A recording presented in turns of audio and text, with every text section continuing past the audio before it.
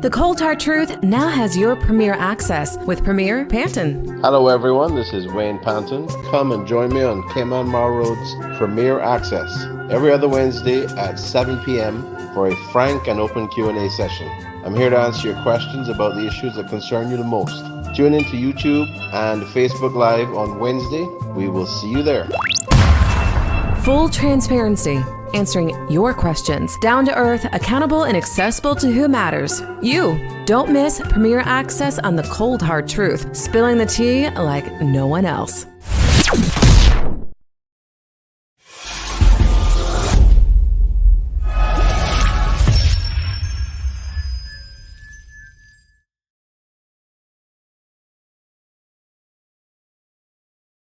Good evening, folks. Welcome to another edition of Premier Access. I think it's been a little minute since we have been on the program. Thank you guys so much for tuning in.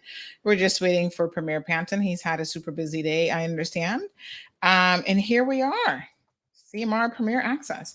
Every other Wednesday, we have this opportunity for you to be able to call in to the program and speak directly to the Premier with your questions, your comments, and trust me when I tell you, folks, that he is listening. So we are going to be talking about a number of things this evening, but especially the topical things. We haven't spoken to him since the cost of living, discussions that we've had in terms of the electricity situation, some assistance there. We'll find out if anything has been firmed up a little bit more in relation to that. And so lots and lots to be discussing this evening. Just going to send out a few notifications here to our WhatsApp news group so that they remember that we are live, because sometimes people forget it's every other Tuesday. Sometimes I get confused about which Wednesday, every other Wednesday. So good evening to Diamond Princess. Good evening, Miss Joe. Asking about the regulations. So I'm sure the Premier would have expected that question amongst others to be coming. So Premier Panton, good evening. How are you? Good evening, Sandra. I'm okay. Happy to be here with you. Thank you. Had a little bit of time off from that, but glad to get back to it. Wonderful. Yeah, you've been busy. I know you've been traveling and doing a number of things, and you're just a busy man. So we are really glad to have you on the program. And we do have a lot, I feel like, that we need to discuss that has happened since the last time you were on. So let's just dive right in. So good evening to everyone who's listening to the program. We've got people, of course, who are joining us on Bobo 89.1 FM. Do not forget, folks, that you can always call in now. We've got a phone line that is 936-2626, so that you can join the conversation and ask your questions or let the Premier hear your comments directly. So Premier Panton, gosh, the economy is in a little bit of a situation at the moment. We see, for example, potentially a recession heading our way, and some real things to consider personally in terms of our own finances. And of course, as a country, we're all looking at the way forward as well. So what are we talking about this government actually doing to assist the people? So I know one thing that came up was the CUC relief program, if we're calling it that. Can you tell us, has there been any headway that has been made in relation to that, and exactly how that will work? Yes. Well, I can tell you that we have been working on this for some period of time now. We anticipated that there was going to be an issue with the fuel price increases, and that that it was going to be quite significant particularly over the hottest part of the summer for us, when people use their air conditioning the most to try to maintain a comfortable level. And so we have been in discussions with both CUC for Grand Cayman, as well as Cayman Brac Power and Light, and people connected with them in relation to the sister islands. Now, we just finished Parliament a short time ago, and the proposal at that time for me was to do a statement on Friday morning, because we were we were still in discussions with CUC, and frankly, we're still trying to work out exactly how to do this program so that it benefits the most number of people that actually need it, and doesn't inadvertently benefit people that really don't need it. We all know that Cayman has a fair extreme of income inequality. That is something that we have to accept, and it's a challenge that we have to try to address. We have to recognize it when we're dealing with issues like this, when we're trying to help our people of this country, who need the help in these situations. So these discussions have been going on for a number of weeks. We started Parliament on the Wednesday. Obviously, I wouldn't have been ready to make a statement on it at that point. We went into Thursday, which was opposition day, and then we went into Friday. We anticipated that we were going to go until Monday, but we got through a lot quicker than anticipated. We ended up going until Friday. We did Finance Committee on Friday afternoon. So my plan was to actually make the statement on Friday morning, because, as I said, we have been working through this, trying to work out the different options to try to get the broadest number of people assisted, and in a way that was responsible for us as a government, responsible for us as a country. The truth is, I'd love to be in a position that we could help everybody with all the problems, but we can't do that without being financially or fiscally irresponsible. Last year, the previous government themselves had projected a $90+ million deficit for the end of last year. We came into office towards the end of April, and we ended up with a deficit for the year of about 15 million. So we were doing a lot better than originally projected. Now, so far this year, we have had very good performance in terms of keeping our expenses down, and we have had better than anticipated revenue. So you will recall that the Minister for Finance made an announcement that we had a $200+ million surplus at that point in time. That doesn't mean that we have a $200 million surplus for the financial year, right? For the whole year. That was just for that point in time. So I think people need to keep these things in context, right? Because the first 4 months of the financial year for government is when government earns most of its money. Now it does collect money as we go along as well, but that's where the significant amount of money comes in, because it comes through financial services in particular.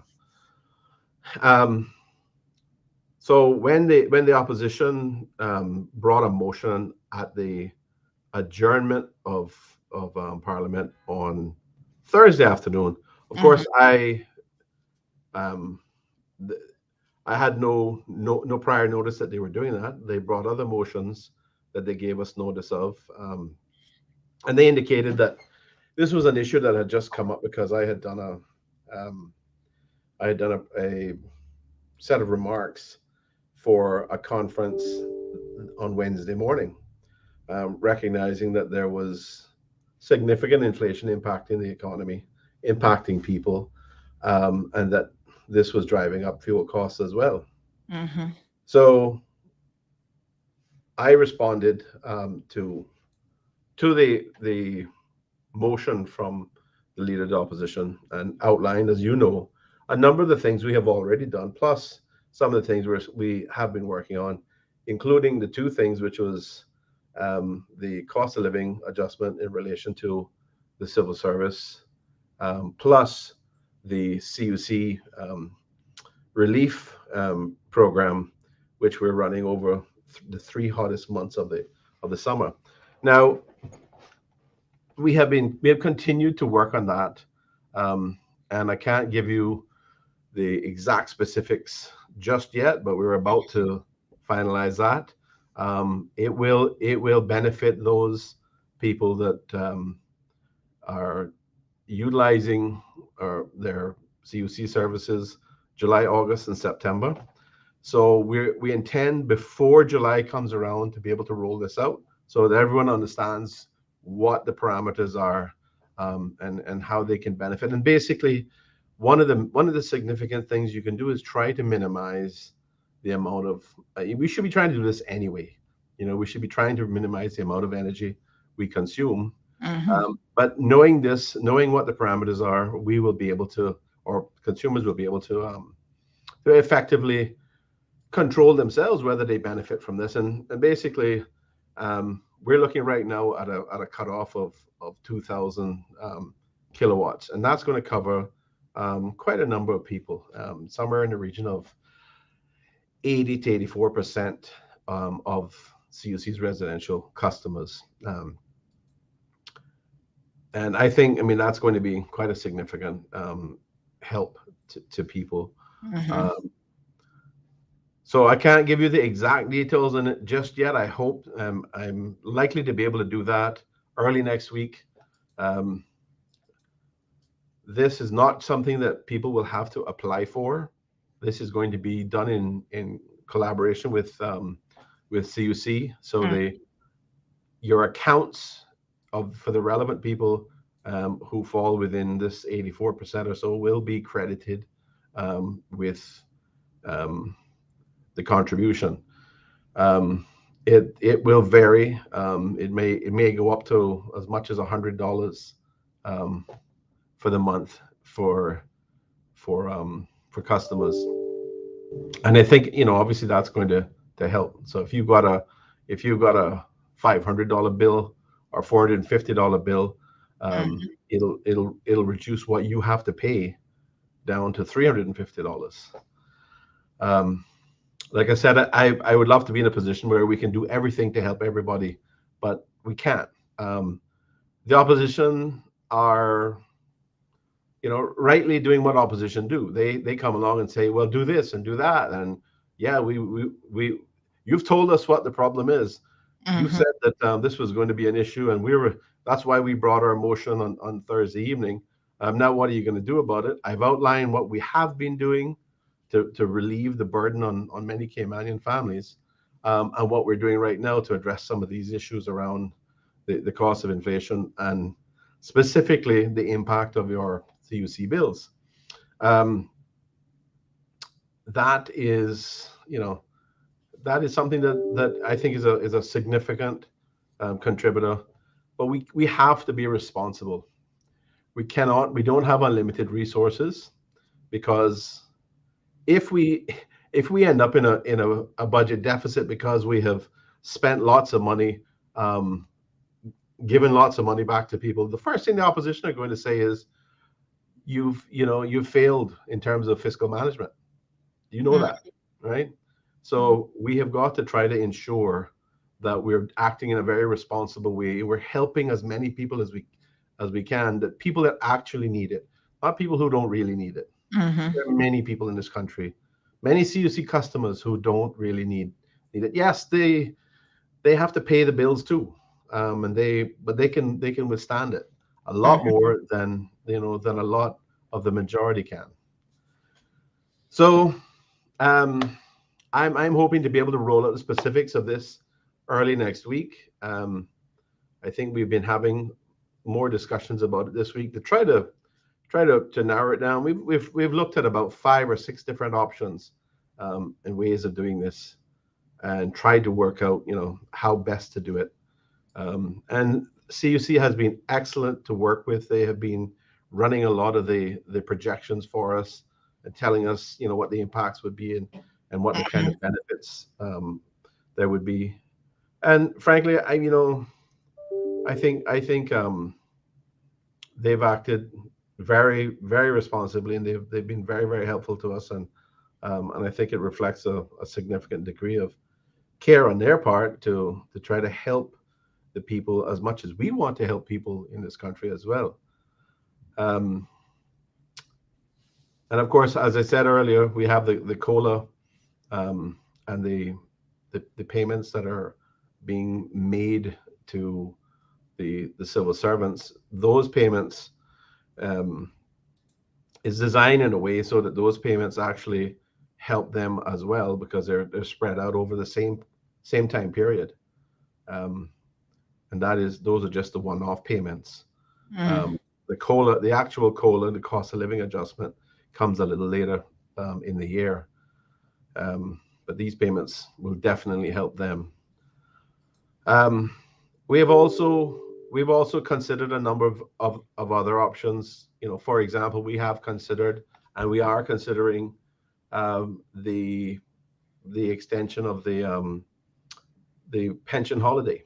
Um, to be honest, that is something that I do struggle with, because I recognize the benefit to people Mhm. right now, particularly at a time when, they're if we're going back into making these withdrawals, if that is if they have been, um, having the 5% withdrawn, because some employers haven't been taking advantage of the holiday. They've been just making the normal payments. But I imagine that a lot of them have, and people would then, if the holiday expires, then they're going to see a reduction in 5% of their um of their pay packet. So we're looking at that. We may make that decision, but I struggle with it, because we've had um, a national pension system that really isn't fit for purpose. It doesn't address the needs of the people in a Mhm. number of ways. And as I've said before, I'm not criticizing the government for their actions previously during COVID, when they allowed $10,000 to be taken out plus 25% of what remained. And we know that that was about $450 million that was taken out. That money was spent in a variety of ways, and frankly, Sandra, there were some people that didn't spend it in a particularly smart way, beneficial way. Uh, Mhm. you know, Going and buying a new car is not the best way to spend that money that has come out of your retirement nest egg. Right. Um, Or but taking a staycation, as we heard lots of people were doing. yeah, those various scenarios like that. But look, I know, the truth is, when people are in a situation like that, where there's a high level of anxiety, there's a high level of discomfort. People are looking for ways to feel better. So they end up doing impulse buying and buying things that make them feel better. But to be honest, that's only a short term thing. You're not going to having a new car is only going to last as long as the car looks and feels new. And then with the number of car accidents we tend to have on the roads around here, Lord knows how long it'll be before you end up with a dent in it, and then you're no longer regarded as a new car. Mhm. Um, yeah, so those things were, I like I said, I'm not criticizing that, and I think it helped the economy, and I think it in a way it helped people get through. Um, but it has had a very, very um, negative impact on the pension system and people's pensions accounts, and it's kicking the can down the road to continue, to not try to address that situation. And we know that pension reform is something that's necessary, and that is on our agenda. Um, but in this scenario, I can satisfy myself if we continued the holiday period for up to 3 months more, Mhm. because that would take us to September, and would get through the hottest months, and hopefully the hardest months. And so we may make that decision. I'll be able to let you know next week, whether that has been implemented. So effectively, we're going to be in a position to be able to disclose a lot of things, and clarify a lot of the details on the exact nature of the CUC program, and whether we do the the pension holiday continuance. Right. But Now I do. yes, these things are going to help. Yes. But we as consumers, we all have the ability to assist ourselves as well. So let's think about ways that we can, we can save energy. Let's carpool.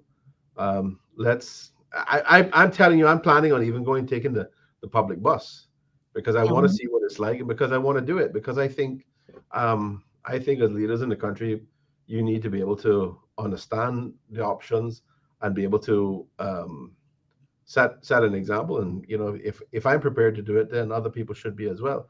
And we can save ourselves money in that way. If we turn the air conditioning thermostat up, a few degrees, it won't be as cold as you might have enjoyed before, but it's going to save you a lot on air conditioning costs. 70% of the CUC bill is typically air conditioning.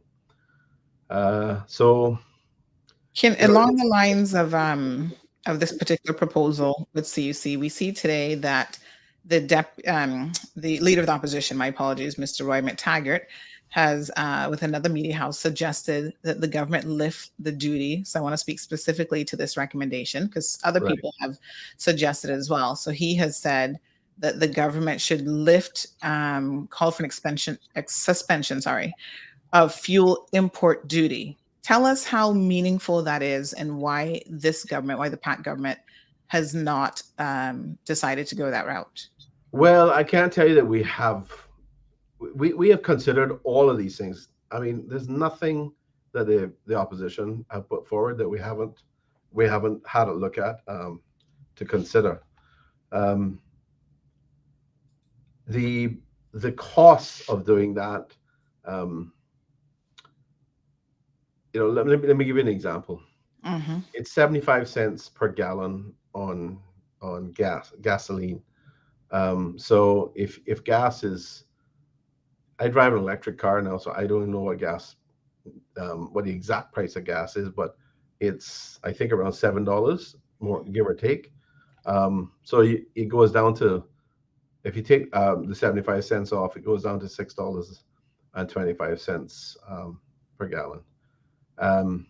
It helps, but it isn't going to make that significant a difference. The reality is, we really need to find ways to drive less and do things like carpool, as I said. If we're going to going to work, carpool with friends, or take a bus. Those, I think, are ways that we can help. There will be, if we were to remove it, there would be a cost. Obviously, there would be less revenue coming into government. And to be honest, that's not really the issue. One of the issues about fuel tax is it sends the wrong message. We're trying to encourage people to conserve. We're trying to encourage the transition to electric vehicles and burning less gasoline. That has so many benefits to the country, to the economy, to people's wallets. Do we take that off, and then what happens when we go to put it back on and the price goes back up by 75 cents, and people start saying, well, gosh, can you keep it off? I think the bigger it's a challenge to do that, right? Yes. And I'm not averse to necessarily doing it if we think that we have to do it. But at the end of the day, as I said, we have been putting in place so many programs that assist a broad spectrum of our demographic, from the parents with so many young kids, to the kids are in primary school, through the kids that are in high school. We have in place a program that has relieved them of the need to find money to pay for breakfast, to pay for lunch, to pay for snacks, and that in itself is somewhere in the region of $16.5 million. Mm-hmm. The fuel duty, I think, in total, between the 25 cents per gallon with the fuel that CUC utilizes and the 75 cents per gallon on gasoline, I think that's probably somewhere in the region of about 15 to 17 million. I don't know the exact amount. Mm-hmm. But it just so happens that it very, very much lines up closely to what we're spending to help young parents and young families with the costs of feeding their kids through school. And we've been doing so many other things as well. We've been reducing costs for seniors as well. So the point is that if you combine all of these things that we've done, and we're putting in place now to help, they're very, very considerable. And these are the kinds of things that people would view as being necessary and appropriate as a response to a kind of environment that we're in where we have significant inflation. We also don't know exactly what the rate of we've had a first quarter rate of inflation of around 11.2%. We don't know what it may be. It might change. It might go down. It could also go up in the end of the second quarter numbers that we get. So we'll have to see what that looks like. And to be honest, we may have to respond. We may have to put everything on the table if things get really bad, in terms of the rate of inflation. But what we're doing right now, to me, is a very considered, very fair, very reasoned response. And we've been working on this for a period of the past month and a half. So it's not that we have just thought this up. It's not that this is an idea that has just come about because of the discussion about inflation. No, it is something that we've been working on for some time. And the truth of the matter is, I mean, we discussed this before on the morning program, but the savings that one would actually realize if government dropped or suspended the fuel duty is like very minimal. For an average household, it worked out to be like something like $17. So it sounds good when you put it out there, but when you break it down in terms of the numbers, it's not a significant help at all.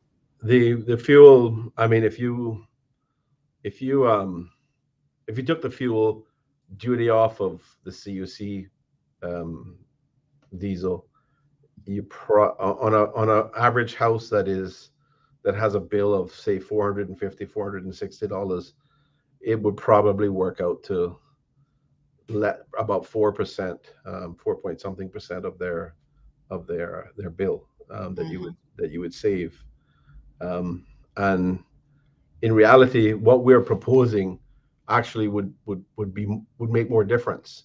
If, as I said, if you take that same $450 bill, if you have a credit of $95 or $100, you're going to be down to $350. So you're going to knock a significant amount off, 25% off, or more than that. So this is going to help a lot of people, and I think we are quite likely to approve the holiday, the pension holiday, going out to the end of September, and that's going to help as well. That is going to leave money in the pockets of people, and so we're doing a variety of things. We're looking at this issue very carefully. We're obviously very concerned about the cost of living issues and figuring out how we can help people weather this situation. And hopefully it's a short-term problem, and therefore we need short-term solutions. But the, the reality is that we just don't know.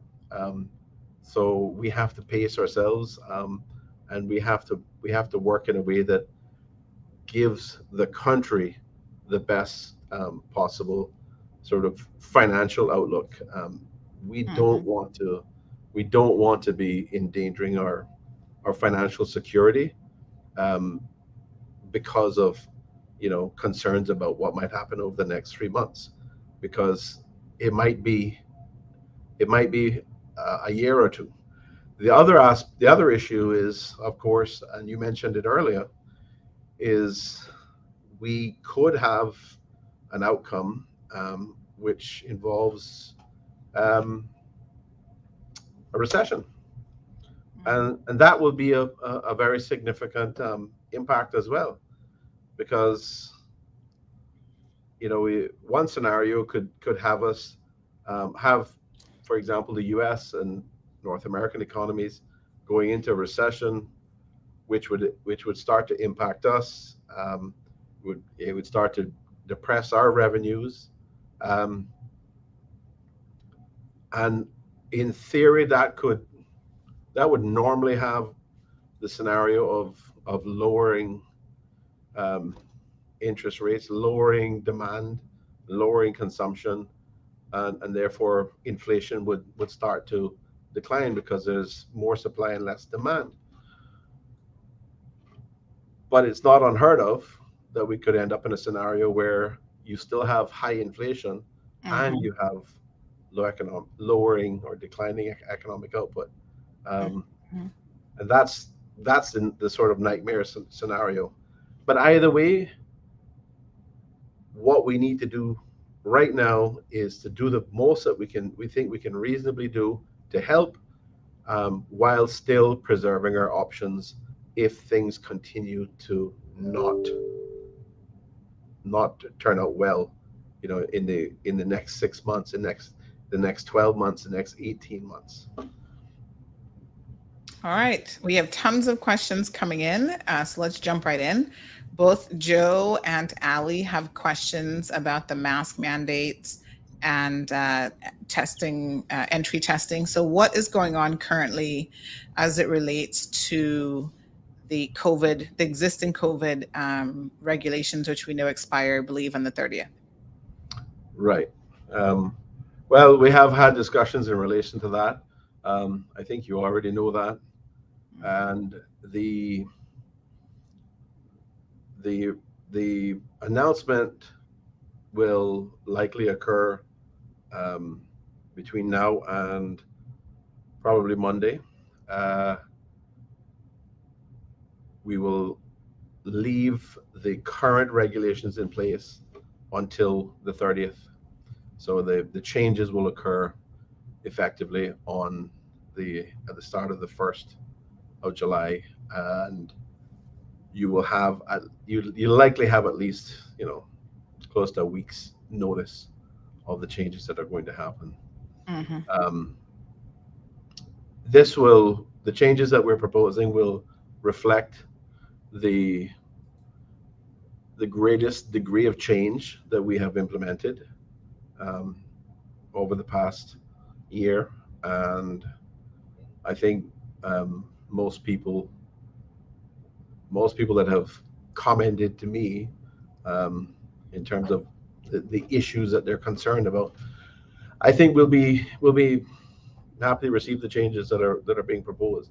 I'm not going to outline them right now, but they are going to, I think, reflect well on the country and what we've achieved.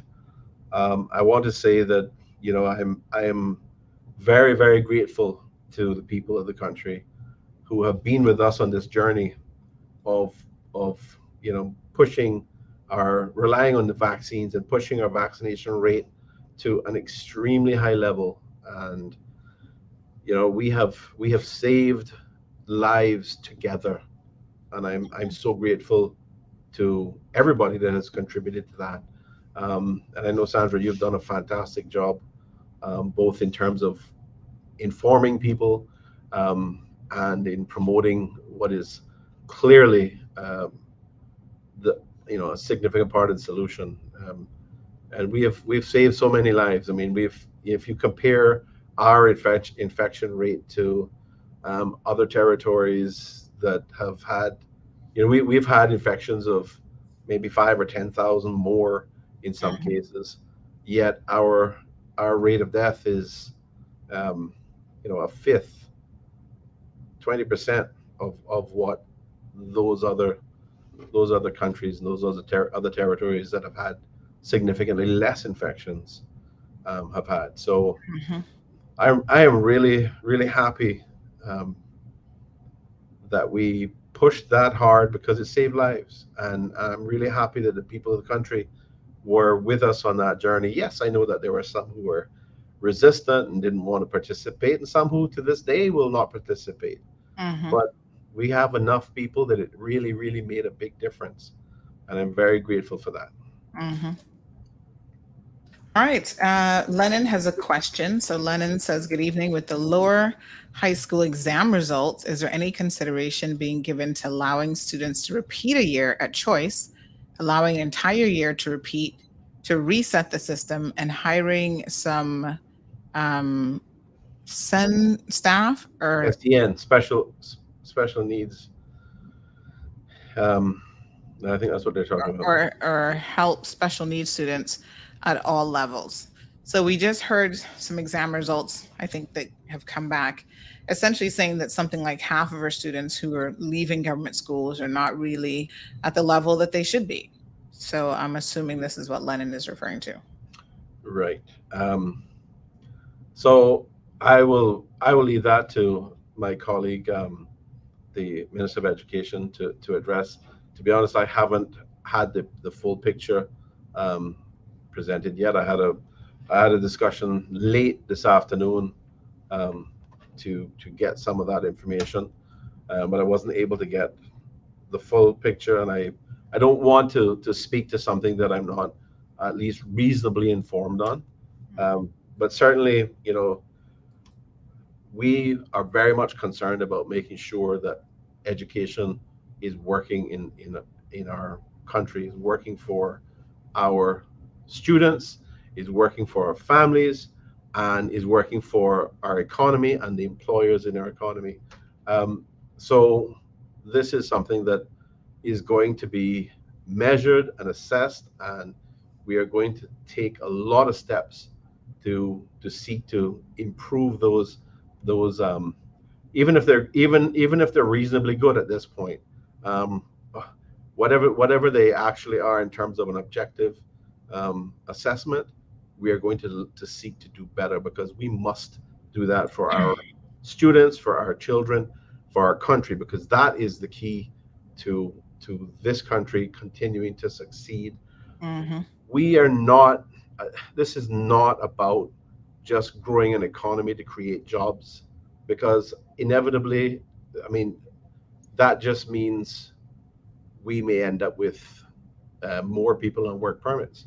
What we really need is the growth of opportunities for Caymanians who are educated and qualified and can take those positions. So absolutely, it's something that, to Len's question, I'm sure that the minister will address, the options that may be available, and we want to help our children in whatever way we can. I think we have to recognize that education is one of the things that has been very significantly impacted by the last 2 years of COVID scenario, um, and this is there's no getting around it. We've Education has been impacted in every country around the world. So we need to do all we can to make sure that we make up, in whatever way we can, the the negative impact that it has had on our children, in terms of their performance, in terms of their even their mental health, as we all know, Mhm. have been significantly impacted. So When we're might gonna we we're gonna hear? continue to push on that. Yes. We want to keep we want to get the dashboards in place so we can continue to monitor and assess this, and ensure that we're constantly targeting an increasing level of achievement.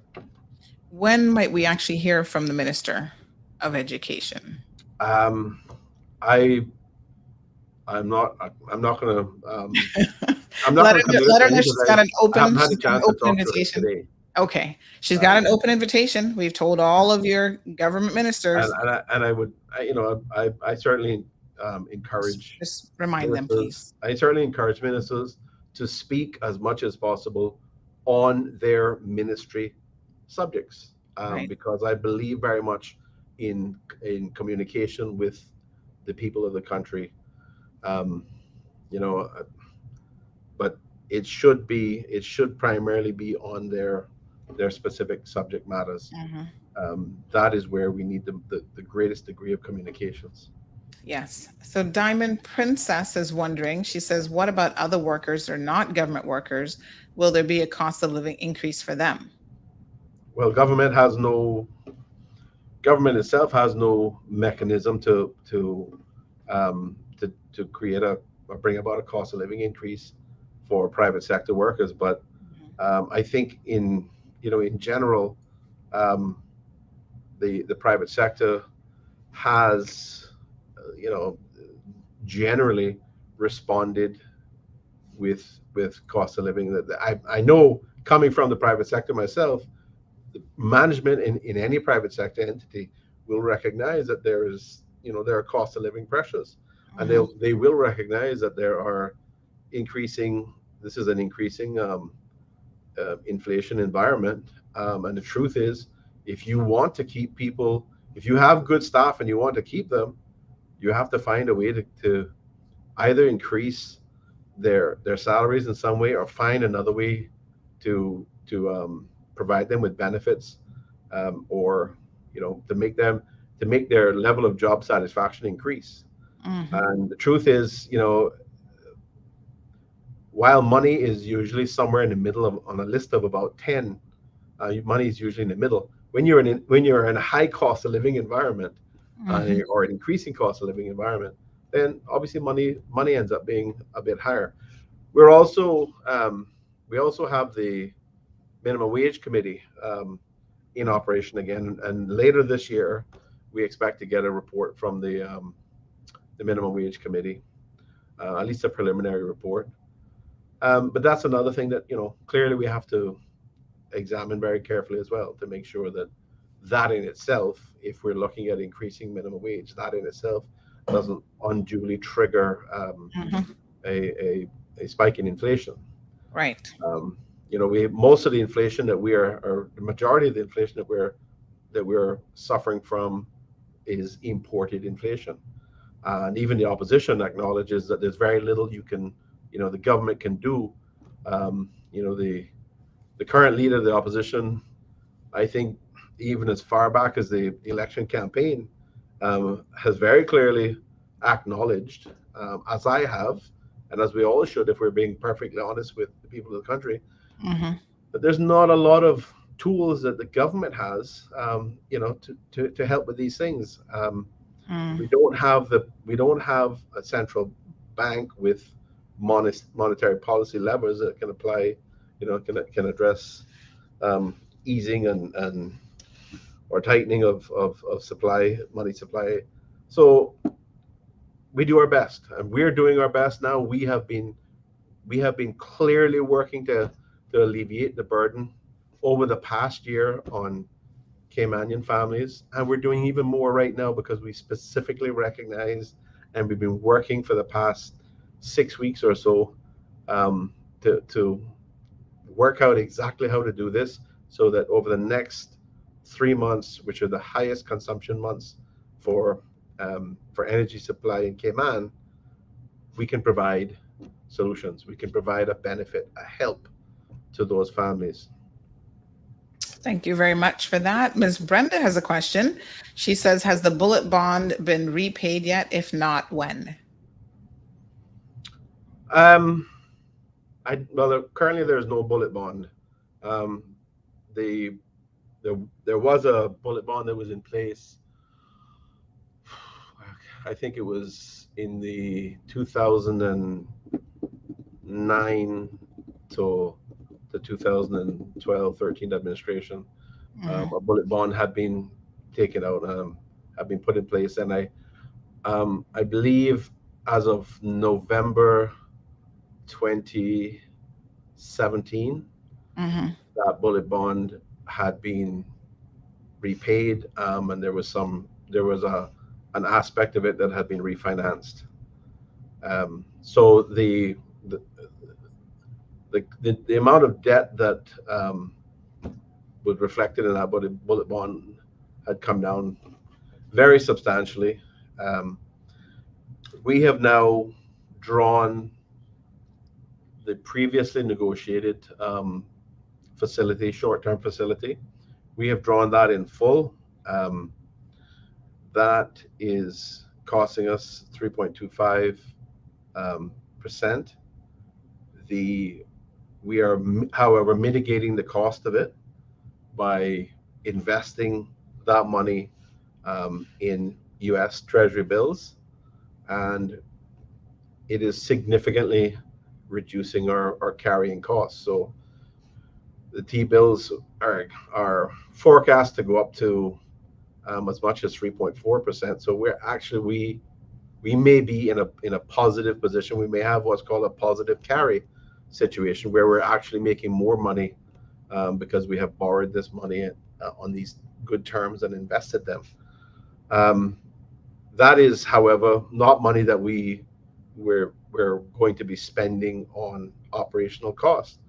That's money to help to pay for some capital expenditure. Um, we don't necessarily need it right now, but Hmm. we drew it down because in a rising interest rate environment, it was too good an opportunity to pass it up. You know, we can get this money in it, and our cost of carrying it is next to nothing. And it gives us options. It gives us additional options if we absolutely are in a situation where we need it. So it's like buying an insurance policy, Hmm. and spending very little, putting a minimum premium on it, if you know what I mean. Hmm. Um, so this money is not to pay operational costs. This money is to, to help us with capital expenditures as necessary. Okay, we got a little And we debate. have not. There was a proposal, just to go back to Sure. Brenda's comment. There was a proposal, or there was a consideration of a bullet bond, which would have been in lieu of this short-term drawing on this short-term facility. But after reviewing the information on it, it was clear that it was of no benefit to the country, and it would not have been something that would have been wise to do. So we didn't do it. Hmm. So we have a little debate between Kimberly, who says, let's be realistic. There are a lot of Canadians that have great jobs that send their kids to government schools who don't need that lunch and snack assistance. Ms. Brenda says, by the same token, there are a lot who do need it and really appreciate it. And Right. then Kimberly goes on to say, all Canadian children, whether in private or government schools, should be getting assistance. Government just doesn't know who's hurting in these hard times. So that's a little bit contradictory, Kimberly, to the first statement that people can afford it in government schools to Yeah. then say, let's include private schools. So how Well, I mean, many? Kimberly's right to an extent. In the Yeah. sense that it is not easy for to put in place programs Hmm. that only help, exclusively help the people that Right. need the help. And this is why, it's you have to take your time and try to work out um, where where to put the where to create the rails that help to guide this assistance to the Hmm. people that need it the most. Right. Because Without forcing them to go through an assessment process. right, you could put in place programs that you know assist a lot of people who need the help, but then it might end up assisting unnecessarily a lot of other people that don't need it. It's when we're spending government's money, Hmm. when we're spending the people's money, we need to be very careful to ensure that it is helping the people that truly need help.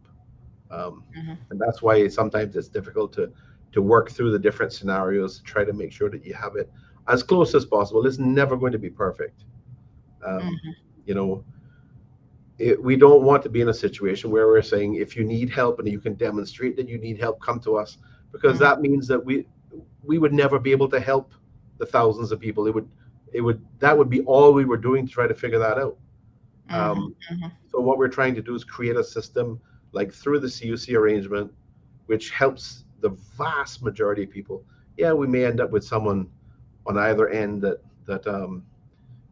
some people who don't need the help end up with a bit of it, and some people who perhaps need the help Hmm. um, sort of fall off the edge on the other side.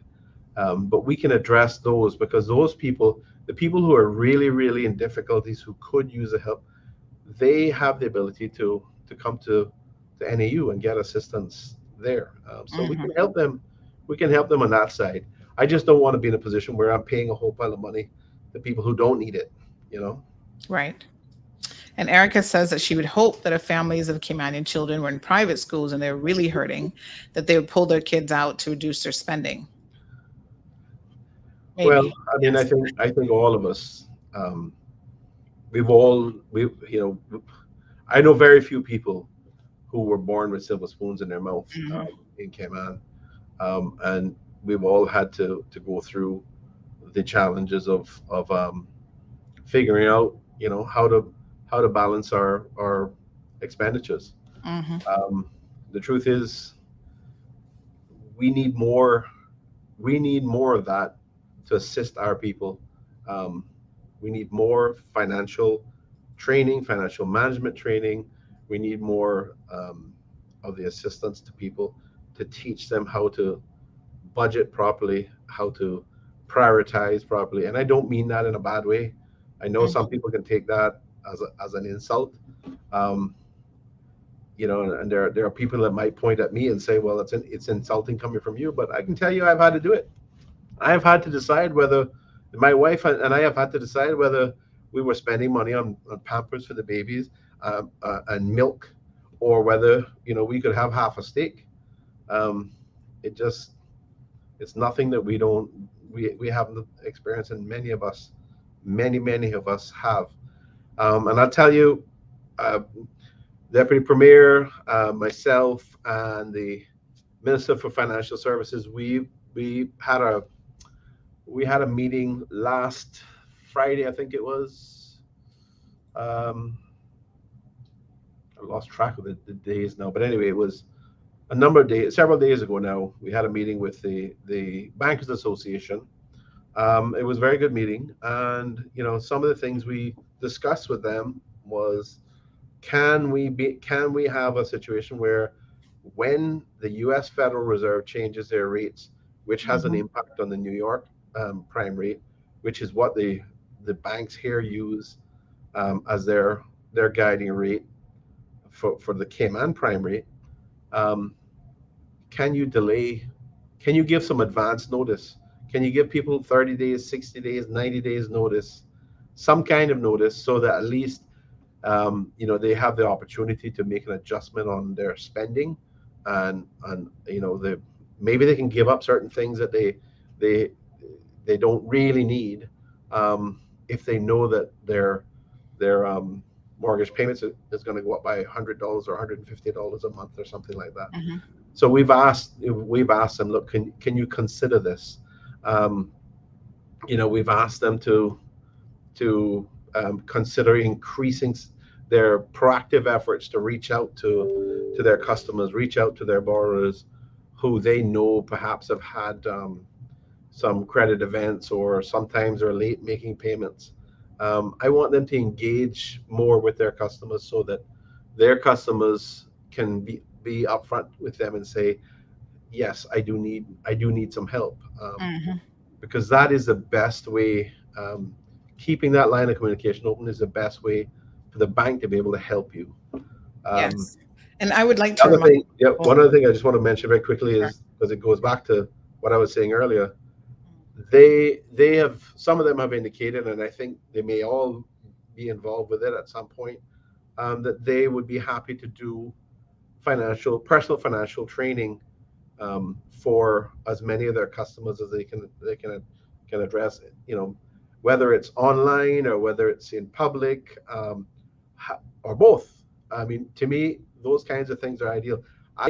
As you know, Sandra, I did a program when I was a minister between 13 and 17 with Mr. Ralph Lewis, and he, I I paid him to do a personal financial training and budgeting seminar across the country in the different districts.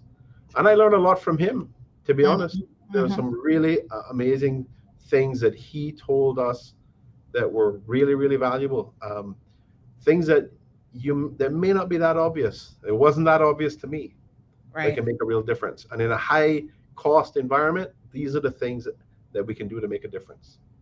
Absolutely. And Magdalene is reminding people. The one thing I wanted to say about the bank is, even on a personal note, we had locked in during COVID a fixed rate because we were expecting during the pandemic for the interest rates to start to creep up. And they didn't really. And literally the month we were coming out of, they said, oh, do you want to renew it? And we're like, oh, well, it's been stable, whatever. No.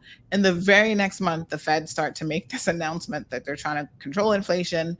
And so the rates are going to be going up. And we reapproached the bank and have locked in another fixed rate for another 2 years. I think people need to speak before they get into trouble, because we all kind of wait before communicating with their financial institutions. Before you get there, you see it coming, you know how tight your budget is. Speak to your banks. I find that, I can't speak for all of them, but I can tell you what, CNB is more than willing to help you before you get into dire straits. So talk to them about that fixed rate because you want to lock it in.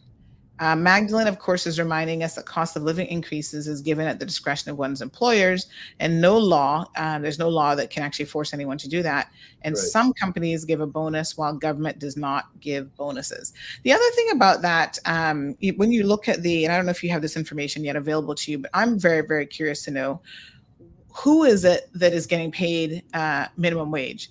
So the one thing that I've actually thought about is a lot of the people who probably at minimum wage are domestic workers. And who are they employed by? Caymanians. Yeah. So on the one hand, Caymanians keep saying, oh, raise the minimum raise the minimum wage. And they're not thinking about the fact that that's going to mean more money out of their pockets because they're going to have to pay their helpers and domestic workers even more money than the $6 an hour. So I think the old saying about be careful what you ask for, I would want to know first, who is it primarily that's making minimum wage? What sector of the population? And then I think at that point we need to really consider what you're going to raise it to, because it's going to be a minimum wage across the board. So something to think about. So Loretta, we're going to have to close off the show. We'll go, Premier, if you're okay with it online, we'll go into overtime a little bit, but of course in radio we will have to end it in the next couple seconds. But Loretta says the kids should repeat from primary school year 6 if they're not ready for high school. So this concept of repeating grades, I'm sure that the Minister of Education can address. I'll be optimistic when she comes on the program. So again, thank you to all of the Bobo 89.1 listeners this evening. In about just another 10 seconds or so, that segment will be ending. So thank you guys for tuning in. Of course, Absolutely. I'll see you guys first thing in the morning at 7:30 a.m. And let's continue with some questions. So Selvin says, with the pending environmental legislation coming, will there be public consultation prior to passing? Selvin, you're going to have to be more specific about the what environmental legislation you're referring to. The public consultation that we have going on right now, has occurred over the past several weeks, has been in relation to the exercise that we were carrying out, which was the climate change risk analysis. And that was, I think the last time I was on the show, I was talking about that, Sandra. I had just come from a town hall meeting in Georgetown.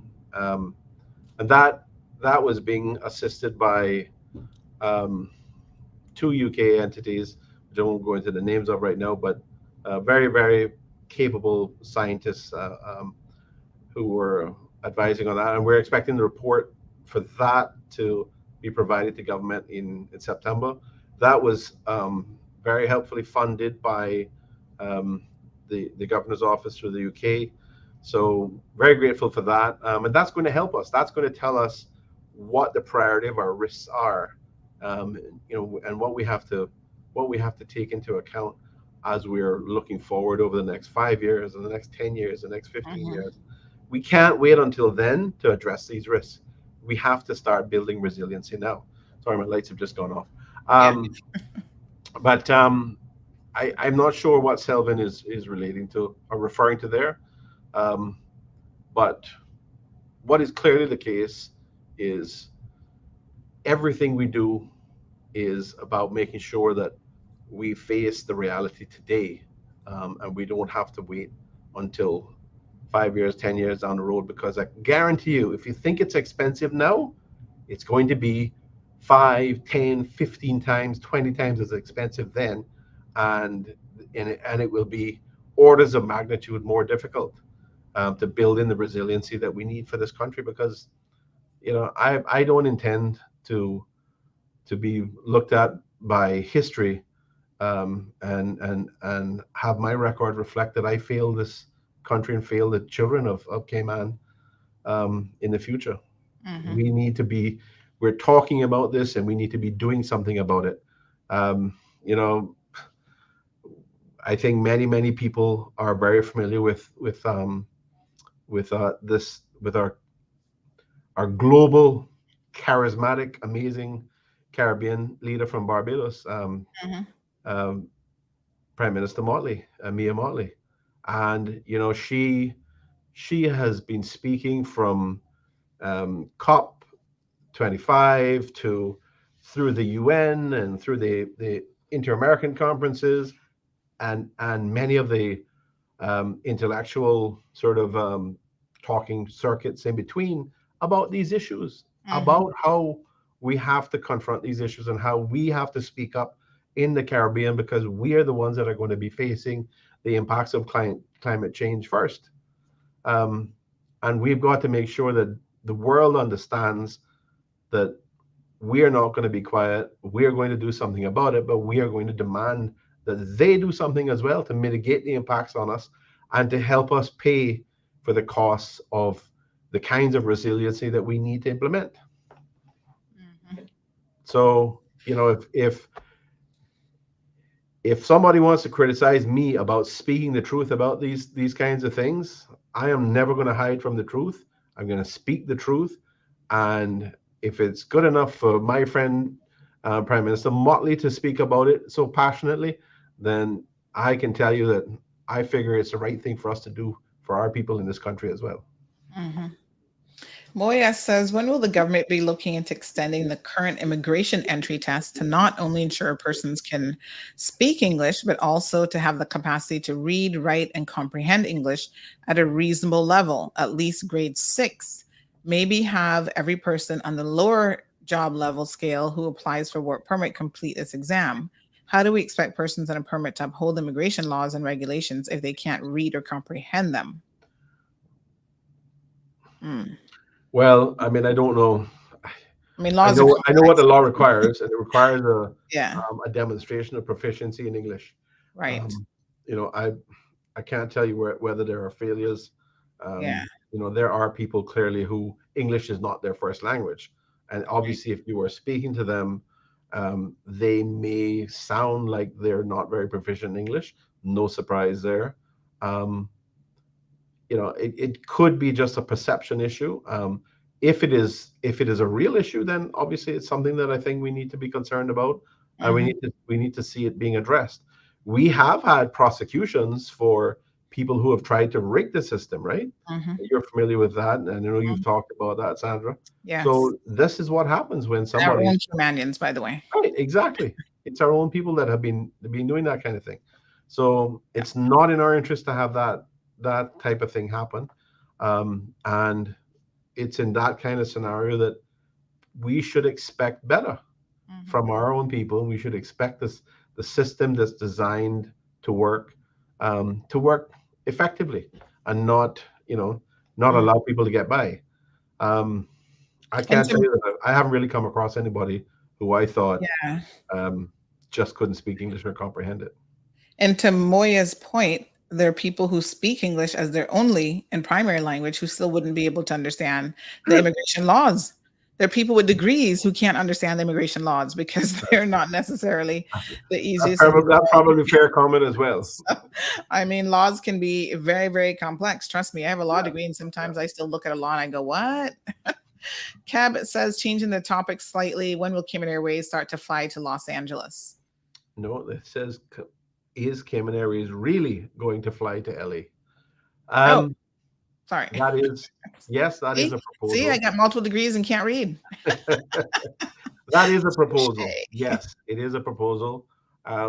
It has not been approved yet. I do not think it has been approved by the FAA. I don't think and it certainly hasn't been approved definitively by the government yet. But it is a proposal that is under consideration.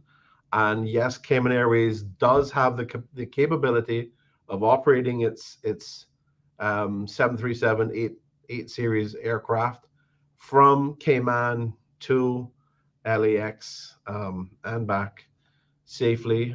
They've got the capability and the range. And the reality is that these types of aircraft, and as in the past when we've improved the fleet of our aircraft, it has always been to try to get routes in place that were longer routes that were able to bring in people from areas that wouldn't so easily reach Cayman. Mm-hmm. So this proposal has been advanced. I can't guarantee you 100% that it is a done deal, but it is certainly under strong consideration. And there are potential benefits from doing it. So it is not something to just disregard.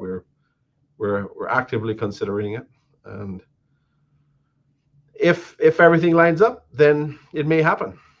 Mm-hmm. But it won't be tomorrow. All right. We have Leanna asking about, she says the BRAC has been sold to DART. So Leanna, I would invite you to tune into tomorrow's show in the morning. Not the BRAC. Because we're going to be talking about that acquisition. Yes. We're going to be talking about that acquisition and exactly what that means for BRAC residents. And you might actually be surprised what BRAC residents have been saying for quite some time about that. She also mentions vocational training. So we know that this government has already committed to that and has signed several contracts to encourage people to avail themselves of vocational training, including, I think there's still the mechanical training option that is going to be restarting very, very soon for courses. And there is also the one with Mr. Miles' school. Some that are being done through Inspire Cayman. Right. Some programs are being operated through Public Works. Mm-hmm. There are some programs that operate through the SIFAC facility. Mm-hmm. I think there's also even DOT has been throughout the pandemic offering courses. Yeah. And I must say, Leanna, everybody talks about vocational training, and yet when government sponsors it in conjunction with private sector, it is constantly a challenge to get Caymanians into those vocational courses. And who wants to sign up for it? The expat workers. They're always contacting me when we start advertising the wine course or this course or that course. They're like, oh, I'm not a Caymanian, but can I take it? And meanwhile, the government is struggling to get Caymanians in the program. So Leanna, tell us what's really going on. Vocational training is being offered. The uptake on it is a whole other situation. So Miss Janet says that if the prisoners can eat for free, sure as heck the kids should be able to eat for free also. KK says, please advise when NAU might make it easy for Caymanians. Well, as I've talked about before, and as my colleague, Minister Andre Ebanks has talked about, we are looking to make significant changes in the way the financial assistance programs work, the social development ministry. So I expect that we will be bringing probably by September, the next time we go back to Parliament, We will have new legislation which will clearly set out a new framework through which this will operate. And I strongly believe that it will significantly enhance our ability to serve the interests of people in this country who need assistance and need support better. Ms. Brenda, Paul makes some comments about security officers playing a big role in the island, and they should be getting more than minimum wage. Ms. Brenda says there's a town hall meeting in Georgetown. When is the Savannah and Newlands meeting? I'm not sure what she means by town hall. Yeah, I don't know. We were proposing to we were thinking about the week around the 17th of July to a meeting that may have to shift a little bit because of some conflicts, but during the month of July, myself and Heather Bodden, MP for Savannah, are planning to have public meetings to basically assist with communication with a variety of issues so that we can have greater interaction and communication with our people. Okay, Mr. Bleaky. I'm not sure if you're talking about something else. Yeah, I'm not sure either. Mr. Bleaky says, when will the proposed new changes to the PR and status legislation be implemented? I don't have any update on that at this point. I would have to I'd have to speak to my colleague, the Deputy Premier, on that. Okay. All right. Have the government took what the leader of the opposition said into consideration about what? I'm not sure, KK, if you could be more specific. If it's in relation to suspending the duty, that's been asked and answered earlier in the program. So perhaps well, they've said a few things, and they've said things that we are already doing. They haven't said things that we are doing. So the one thing that I think that they have said that I have given consideration to, and as I said, all these things are always on the table. Is whether we extend the pension holiday, and that's something that I'll be able to confirm next week whether that is going to be done. I think it it has the potential to help avoid an impact at the wrong possible time. Right. Okay. And Kimberly, just to be clear, I don't need the leader of the opposition to tell us what to do. We don't need the leader of the opposition to tell us what to do. We've clearly been dealing with things before he even came awakened to the issue. Let me ask a question in relation to that. So I know that you guys have a list of accomplishments that you've completed in your first year, and we wanted to do sort of a first year review on this program. And we've been requesting this list, and it seems to be a list for whatever reason that is incomplete and that we cannot get. Is there any way to give us half the loaf of bread? I will work with half a loaf of bread because these are tight times, and we all have to work what we've got. So is there any way that I can even get a partial list of what the PAC government's accomplishments are so that we can share that with the community and do some sort of a constructive analysis of that?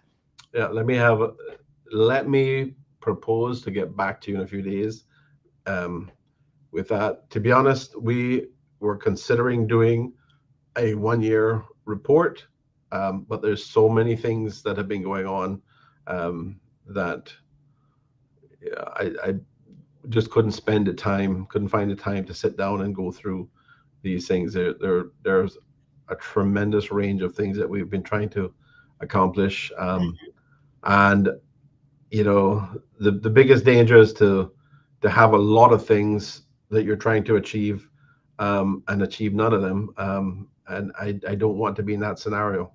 So that was one of the things that I had to put on the back burner to try to make sure we had time to address the other things. And Kimberly's asking about government's review of the health insurance and medical codes to be straight across the board. And when will these health insurance companies be reviewed in regards to health insurance policies? Caymanians can't really afford these high prices. So we know that Minister Saunders, I think, has spoken about this already, including potentially having some relief come by way of revamping Cineco and them Yeah, entering markets that they're currently not in. yeah. So, Kimberly, I would say that it's in the works and continue to Yes, stay tuned. there are, we've provided additional capital to Cineco to initiate an expansion of their product lines. And we're hoping that that will be able to be carried out or begun fairly shortly, so that people will be able to begin to benefit from those. Cece says, I just really want the help that Alden gave someone when he said they were going through hardship, because right now we're all going through hardship. Ms. Brenda clarifying her question, and she says the question is, when is the Savannah Newlands meeting, since he said he had just come from one at Georgetown? I think you misunderstood him, Ms. Brenda, because what he said was the last time he was in the program, he came from an environmental meeting that took place at the town hall in Georgetown. So it Yes. wasn't a general meeting, it was very Right. specific. Meeting regarding environment with guests who were down visiting from the But it UK. wasn't just the environment. That was a public Was- consultation meeting dealing with the climate change risk analysis. Right. Yeah. Moya says, unfortunately, the ones that reside here would be a result of where the education system failed. Again, I'm not sure what that's connected to. I think the immigration issue. So one final question. I do want to tell you one thing that Sure. I think I made myself unpopular with a couple of colleagues, but Mhm. my position was, in relation to the COLA. I was informed that the COLA would therefore, the increase in the COLA for civil servants would Mhm. benefit those members of parliament as well. I didn't think that was appropriate. I thought that, that COLA should be utilized to help civil servants, and not give a cost of living allowance for MPs. Mhm. So I think most MPs understand it. Probably some of them are a bit upset about it, but I think to me it's a demonstration that we are with the people of this country. We understand what they're going through, and we're willing to make sacrifices as well. Mhm. And you also, in relation to that, you also did mention that the COLA is only going to be for certain people in a pay grade. So, like top civil servants who are already making $12,000 or $13,000 or whatever a month, they're not going to be eligible for this. Is that correct? To be honest, I think that's the case, but I would have to have you'd probably be better off having the chief The officer deputy governor. from Sure. POCS Yeah. confirming the specifics of it. But there are a combination of things that are going on. Obviously, one is the monthly payments. What's that called again? The Ex gratia payment. not ex gratia, No. but same thing. Yeah. Um, Oh and gosh. and then Yes. there are COLA adjustments that are being made later. There are also increment Honorarium. adjustments, honorarium, right? And there are increment adjustments that are being made at the lower scale in relation to civil servants. Mhm. So some civil servants are being moved up on the point scale. So they're getting an adjustment there. And overall, I think the entire impact is around 4.5% COLA improvement for the civil Mhm. service, or 4.6, somewhere around there. I don't remember the exact number, but these are clearly important things. And I think the civil service has worked really hard, and we rely on the civil service to assist us in managing the budget, managing our expenses and costs. And if they do a great job in keeping cost below a certain level, then they're doing their job, and we should be rewarding them to continue to do their job effectively. And that's what we're doing in relation to this COLA agreement. Mhm. So Alric says that last year's COLA was for salary grades E to R. And I think if you're not in the civil service, that probably doesn't necessarily mean anything to you, but maybe we'll have someone on from government who can explain what those salary grades are a little bit. So one final question for the evening is, you probably don't know this already, but we've just received word that there was some disturbance this evening. This is a bit of breaking news for everyone who's listening to the program at the detention center. So apparently at 6:24 p.m. I received information here that the Cubans have started a fire at the Immigration Detention Center and they're threatening to kill security staff. And I have received some photos of mattresses that were pulled out of, I guess, wherever they're housing them. So the Cuban situation, we haven't had a boat probably in the last week or two, maybe. But of course, they continue to be very, very agitated. We saw a protest a couple weeks ago. I know the helicopter, although it was a peaceful protest, the helicopter was deployed for that. What's being done to ensure that we can move the Cuban migrants who come here by boat out back to their respective country as quickly as possible? Well, first of all, I haven't received any incident report yet, but obviously, I know your sources are very close to the ground, and you know exactly what's happening from time to time.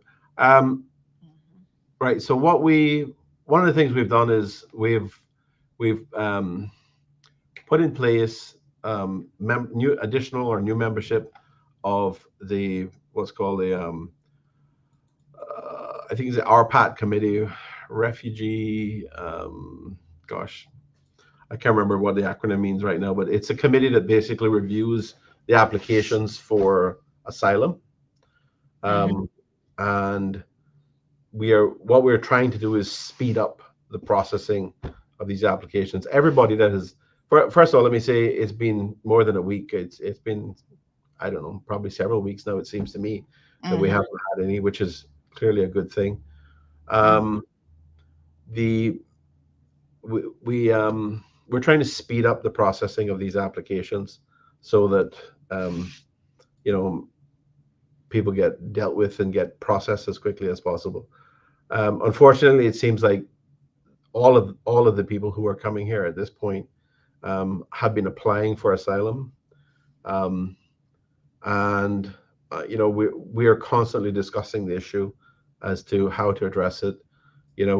We have to reflect international standards. We are part of the international conventions dealing with refugees. So we can't just, we can't do what some people seem to do and want to put them on a flight to Rwanda. If you understand what I'm mentioning there, but we've got to do our job to process them and see whether or not these are legitimate situations where people are feeling threatened. So we're trying to speed that up and get that moving along. We've had recent national security meetings, which reflected some discussions around that. Trying to accelerate it, trying to keep it moving, and hoping that fewer people will see this as some kind of option for them, because it is not. The reality is they cannot, even though they may be allowed to move about freely, they're not allowed to work. It's illegal for them to work. They cannot work unless they've been granted refugee status. Right. Yeah, I mean, I think they need to recognize that unfortunately, coming into this country illegally is not the way to try to get to the milk and honey. Jared says, when is the government going to implement the national ID system for the Cayman Islands? So I've seen it. I've seen a prototype. And so I know it's probably coming sooner rather than later. Do you have one? Well, look at that. This is kind of what it looks like. I think there's been some slight changes. You see the hole in that one? That means that this is just, it's not a legitimate card. Right. But this was a sort of a demo. But it's pretty cool. It's got holographics. It's got a code on the back, barcode on the back. It has a chip there. But this is generally what it looks like. I've seen a newer one today. It is going to be the future for us. But I don't want to take away any of the thunder from my colleague, Minister Andre Ebanks. Mm-hmm. I'll let him speak to it when he comes back. We are proposing to have the legislation brought forward on this again for the September sitting of Parliament. So looking forward to having that in place. It has the potential to make a huge difference for all of us in all of the the ways in which um, we interact with. Sorry, phone ringing. We interact with a lot of institutions, whether it's government or whether it's private sector. Mm-hmm. Um, I mean, it can make a huge difference in the situation with due diligence and KYC requirements. It's something that you know we're really looking forward to, and I think it will reflect.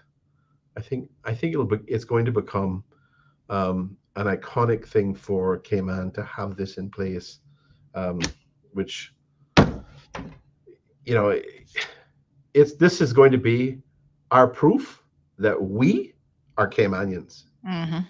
So we'll finally get rid of that no We'll worry finally have situation. something that we can say Yes. this will confirm that we are Caymanians, and we Yeah. don't have to. People, our children don't have to go and do affidavits and all kinds of stuff saying they're Caymanians. They have that, or we have that. This is going to be our proof. So there'll be a lot of integration between works Absolutely, all sorts of other agencies. absolutely, Very good. absolutely. All right, final question of the night. We had an African guy, this is no word a lie, we posted it on our Facebook page, who said that he is looking for a Caymanian wife. And I said to him, very tongue in cheek, but of course he didn't pick up on it, that Caymanian women are not really available because they've got tons of options right next door in Jamaica for people who are looking for arranged marriages or whatever. And he didn't take me up on it. And he said, please, miss, I'm serious. I'm looking for a wife. And he wanted us to share the post, which we did.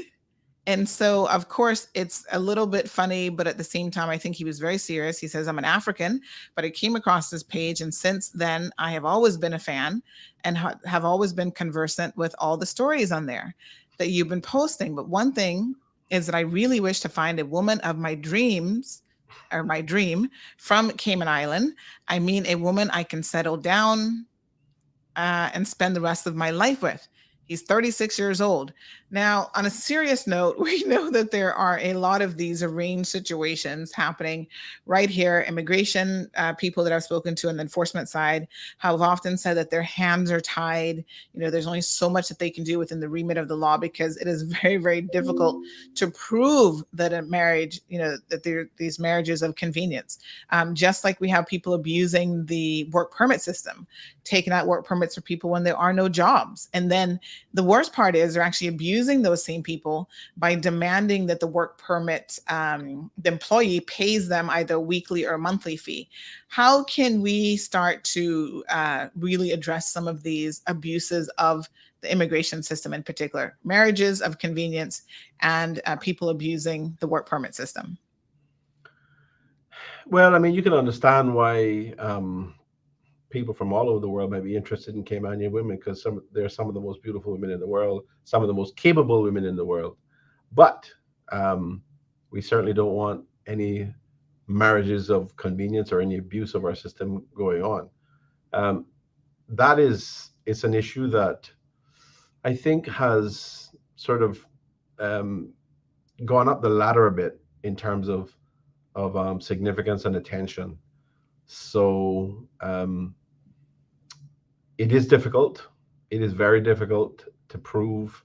It is uncomfortable to try to find out. Because you're digging into people's personal lives and this sort of thing. But it is something that has, as I said, is up the ladder, but it's on the radar to a larger extent than perhaps it has been in the most recent past. And the authorities, the relevant authorities, are keeping an eye out as to what's happening and whether there's any red flags demonstrating abuse going on. I think there are a few circumstances where they've seen some red flags, but it is not easy to prove it. Um, so it requires some extra diligence, and it'll probably be uncomfortable, and cause some discomfort, for some people, including those who are doing the investigating. But I think there's a desire to ensure that we're not having a situation where people are abusing our system, and benefiting in our country, from a situation of a marriage of convenience. Mhm. Someone wants to know, they say there's a $950 civil servant pensioners, and they did not receive any sort of cost of living increase, and they're asking why. Is any consideration being given to pensioners? I haven't had that discussion, with the um, with anyone at this point, but clearly those individuals are in a situation where they're potentially somewhat vulnerable, because they have a fixed income situation, um, but they also tend to also, um, have sort of lower levels of expenses. They're not likely to have kids in school and that type of thing. But it is something that we should certainly have a look at. I think there had been, um, an increase at some point, but to be honest, it's not something that, um, has been raised as an issue at this point. I know that right now, in the current circumstances, it is one of the things that um, that could come to mind. Mhm. Uh, Moya also says that maybe we should look at how the Americans do it in terms of the spousal green card application. Very stringent, and can root out a bit of the people looking to abuse the system. Well, Moya, I don't know if you watch 90 Day Fiance, but I don't know. So, Premier, one teacher I wants to, agree. There are tons of beautiful African women too. I wasn't trying to suggest that wasn't the case. one school teacher says that A levels are supposed to be implemented in public schools, and if you're aware when that might actually be happening. Sorry, repeat that for me. A levels are Uh-huh. supposed to be implemented in the public schools, and they're wondering if you're aware of when that might actually happen. I don't have a timeline in relation to that. That is something that has been under discussion as well. All right. Well, Premier, thank you so much. We had people saying how generous you are with your time, and absolutely, we really appreciate it. You always are whenever you come on the program. And thank you to our listeners for joining us and for listening to Yes. the Premier and submitting your questions. Premier Access every other Wednesday, so not next week, but the week after. God's willing, we will be back here again. And provided that he's not traveling, the Premier is always happy to jump on and have a chat and answer all of your questions, and certainly listen to your concerns. So I think the takeaway today is, there's a couple really, really important initiatives that the government is working on that we should hear a bit more about in the coming weeks, including the Coming CUC days. coming days. Yeah.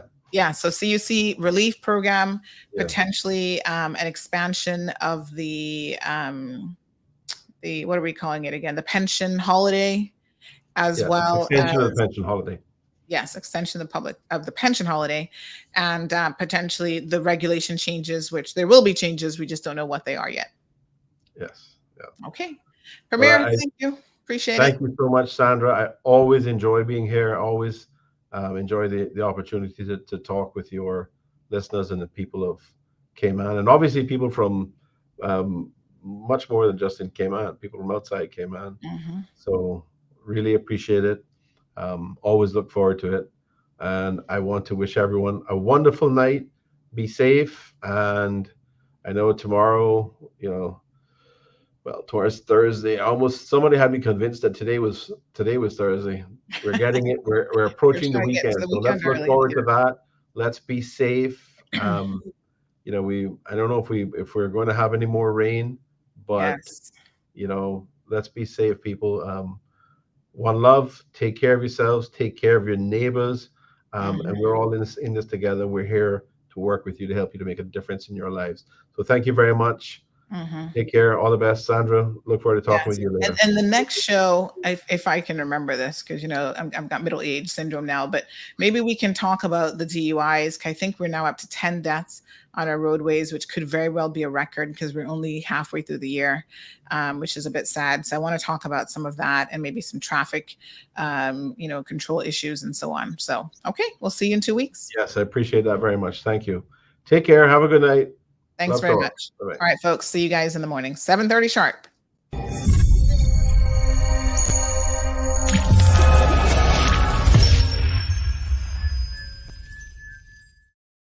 The Cold Hard Truth now has your Premier access with Premier Panton. Hello, everyone. This is Wayne Panton. Come and join me on Cayman Mall Road's Premier Access every other Wednesday at 7 p.m.